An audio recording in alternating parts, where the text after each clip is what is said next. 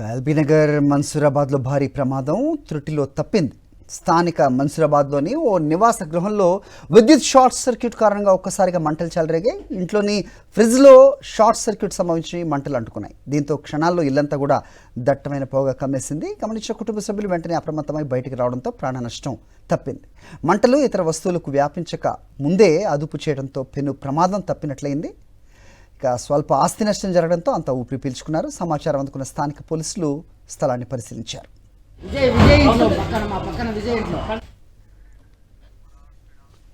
ఎల్బీనగర్ మన్సూరాబాద్లో భారీ ప్రమాదం త్రుటిలో తప్పింది.